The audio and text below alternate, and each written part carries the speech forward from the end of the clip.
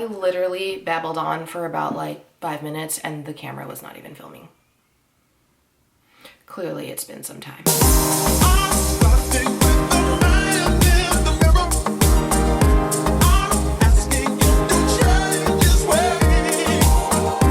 Hey guys, okay, so it's been like a month since I've last posted a video. Part of that has to do with my weekends have been so insane no, they haven't been insane. They've actually been so low-key. They've been low-key in that I've been either really tired, or I've just been regathering my thoughts and my focus on like where I'm going next. And so it's just kind of left me in a slightly, not confusing, just like a gray area of where we're going in life and with this vlog. And with this series, I'm still sticking to this reveal series because I do feel like I'm going through such a major shift in my life and who I am. I digress. Where we last left off, I was about to go to Denver. And I did go to Denver. I had a great time. Well, first of all, I left Denver at around 146 pounds. I was in Denver for, I think it was 5 days. 5 days I was there. And I let myself just eat whatever I wanted. And I probably ate like more food than my body was used to, so I definitely had put on some weight from that.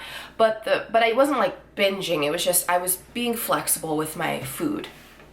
However, the biggest thing that was going on over there is that because I was eating all this different food that my body was not used to, my stomach was hurting. I was so bloated all the time, but like it hurt. It wasn't just like, oh, I'm retaining water. It was like, it was water, it was gas. I couldn't go to the bathroom. I just was in pain. So towards the end of that trip, I did start incorporating some of the meals that I was used to, or some of the staples of the meals that I was used to. And that did help settle my stomach. But honestly, like it took me about almost a week and a half to settle that bloating, to settle the gas, to start going to the bathroom again. I've now settled around the weight of 152, 153, which I'm very happy with. I took some progress pictures this morning. More than pleased with where I'm at. I'm about 7 weeks out right now. I'm feeling really good.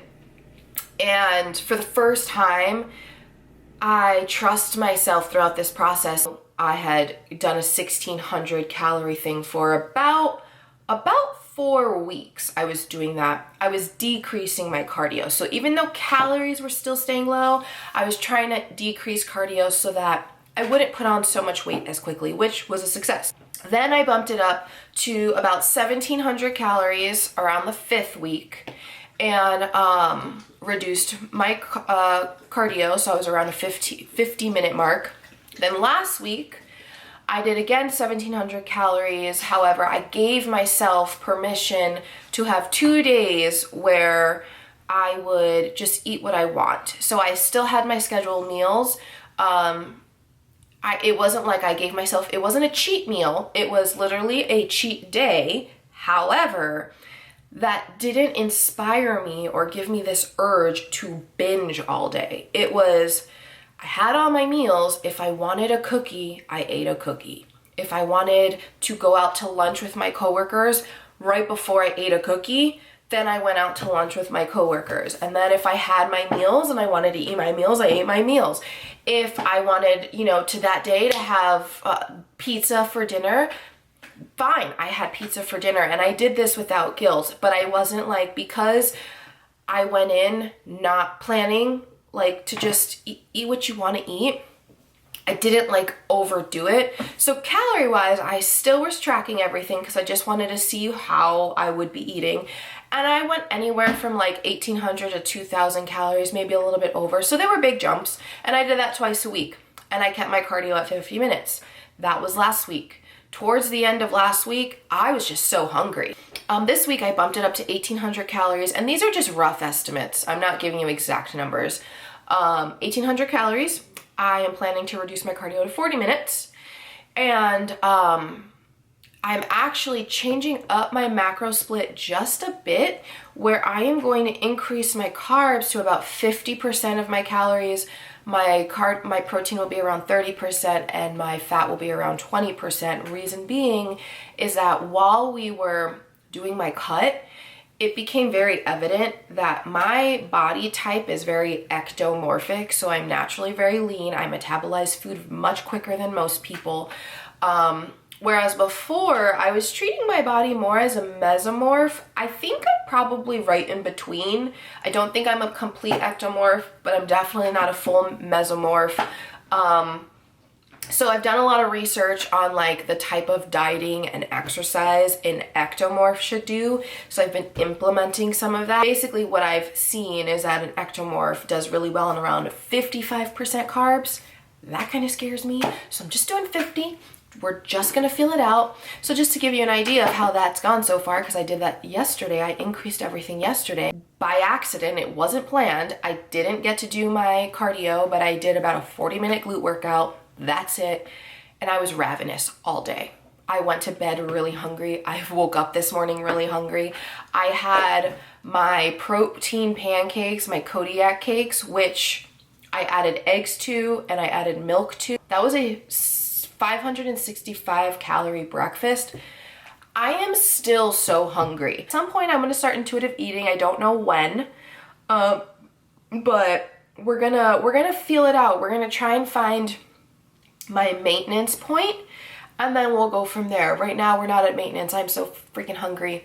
But as far as training is gone, I have gotten back into my strength training routine, which is more of like a powerlifting type of day. I'm splitting my workouts between around 5 days a week.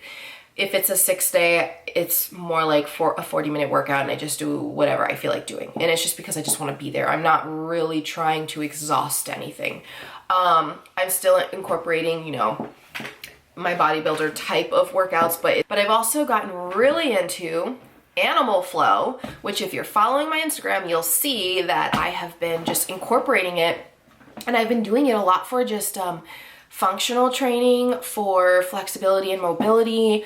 I've just kind of been in awe, like trying new things with my body.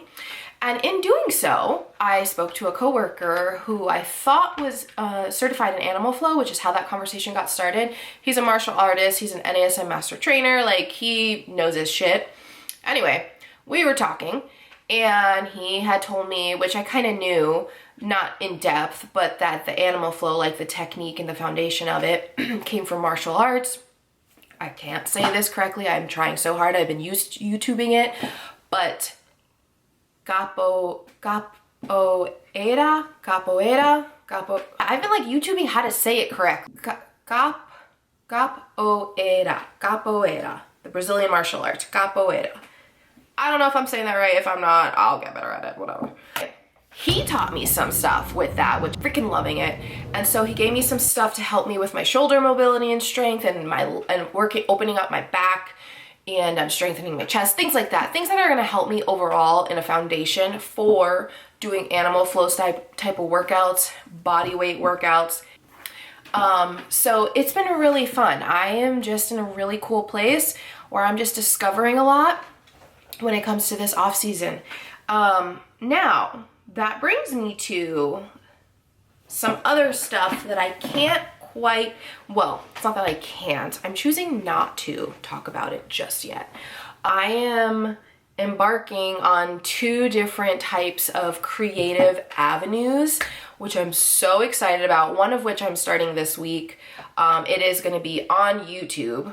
It's gonna take me some time to get it up, so I'm definitely not gonna give you details or tell you when it's gonna happen, because I do not know how long it's gonna take. And then I'm doing something else, which again, I'm not sure when it's gonna be up, but it won't be on YouTube. It'll actually be on another different type of platform. But I'm just really, really excited to start kind of following more of my creative path and freedom that I've been restricting for so long. In that, I've really been having a serious sit down of like where I want my life to be, where I want to be living. That's possibly going to change next year. I don't really know. I just know that my goals are like right in front of me, and they're not quite bodybuilding related. They are always fitness related. I am always going to be in fitness. I just don't know if I actually foresee myself being on stage in 2020 like I originally thought. I have a vision of how I want my physique to look. I'm still very much about creating my physique. I'm still very much about bodybuilding. I just don't know if that's gonna end up taking me to the stage, at least in 2020. It may never, I don't know. Or it might just in a couple years. I'm not too sure. I just know that like where my direction is and where my focus and energy is not to get on stage. It's a good thing though. I'm really excited. I can't wait to start telling you what I'm doing. I can't wait to start sharing what I'm doing. I hope everyone likes it. But yeah, so we're gonna end here. I just really wanted to update you guys. I didn't want to leave you hanging at all. It's been some time since I've posted what's been going on. So that's where we're at. And just real quick, if you guys are interested in the type of workouts I'm doing, I'm sharing a lot of that on Instagram now. So if it's something you want to see, check out, need ideas, please check out my Instagram at beautyinthebuff. But all right, guys, I will talk to you next time we see each other. And thanks again. Please like and subscribe my channel. Thank you for supporting. And again, I am on Instagram a lot more than I'm on the tube. So check me out on there. Follow me there if you haven't already. All right, guys, I'll see you later.